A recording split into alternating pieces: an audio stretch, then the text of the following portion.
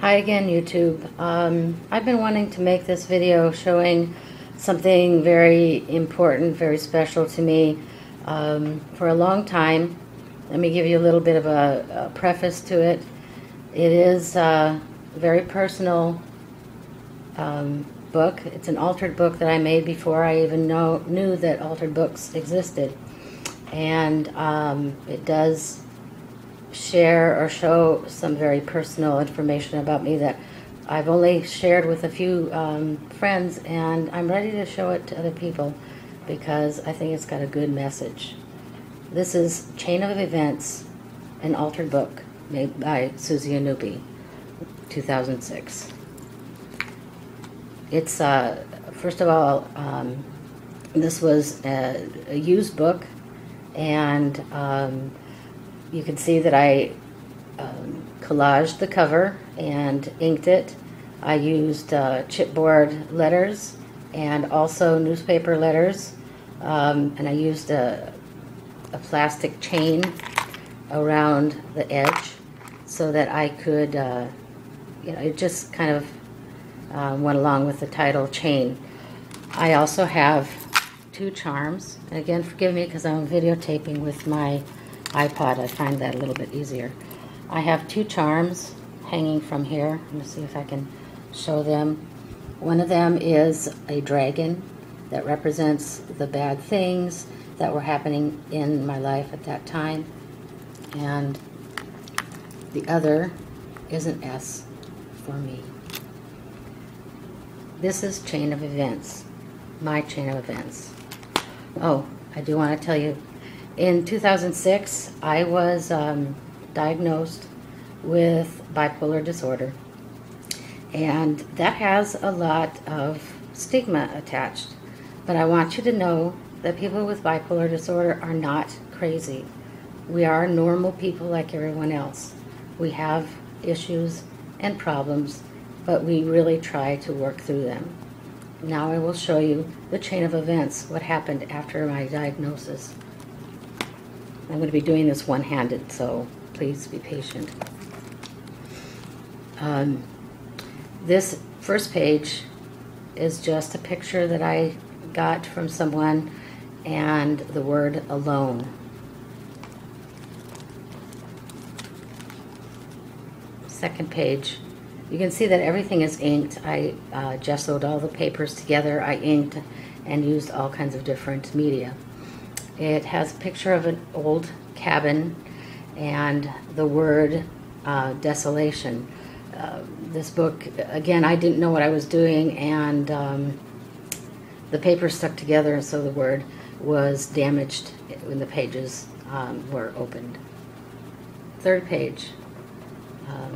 Please, when I read these, again, I'm not seeking sympathy or anything. I just want to share. Have another picture that I received on the internet, a rose, a torn piece of paper. It says, "Forgive me for my life. I'm sorry that it has to be like this." Next page, again, another picture. "I am unseen, unheard."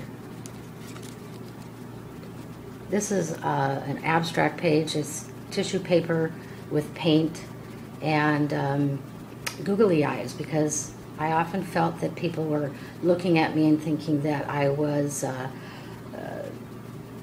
not well and were jealous about different things, which is strange. It says, "Furtive glances, eyes green with envy," or the eyes of... Okay, the video stopped, so I'm going to just continue right now. Next page. An image of a brain that I tore in half. A stamp that I love. It has the word freak on a brain, and the words my enemy, my best friend. I also put in my brain is cracked in two. It's a roller coaster. Life is a roller coaster. No, I'm sorry. Like a roller coaster, my moods go up and down, or uncomfortably numb. This one is made totally from stickers. I can't sleep. I am so tired. This one is very sad, and please, again, forgive me for this. When I sleep, I have dreams of dying, and I am so afraid. Right here I've got covered the name of my current doctor at that time.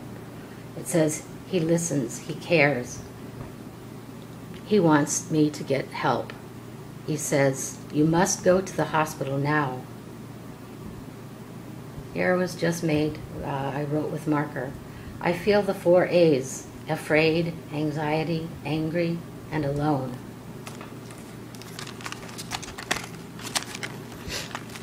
When I was in the hospital, I was in a waiting room, and I had some paper with me, and I wrote like a rambling type of poem, which I kept, and I made a little mini tag book. Now I think that maybe I did make this later on, I'm not sure, but the tag book is made on cardstock. It's held together with a ball chain, and inside, oops, it's upside down, I have the story of the poem that I wrote about how I was feeling at that time. I also have stickers that says, can they fix this? Has the name of the hospital, has the my wristband information, and it says, here's my story. This page here just says, I flew over the cuckoo's nest. Kind of a funny story. I will just say, it says, once upon a time I had to go to the hospital, not because I was sick, but because I was sick in my head. I was very afraid because I didn't know what to expect. Was I going to be with a bunch of crazy people? No, I found out that most were normal people like me with the same kinds of problems. I wasn't afraid anymore. I even made some friends. I'm not going to read the rest.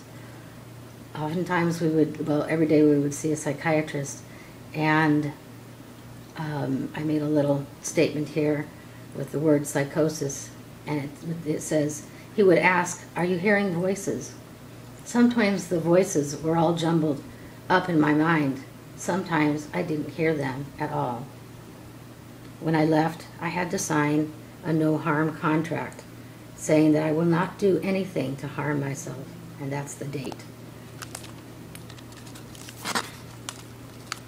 This page here is are statements from my therapist. Wonderful man. He always said things that were good for me, like, call me anytime if you need to.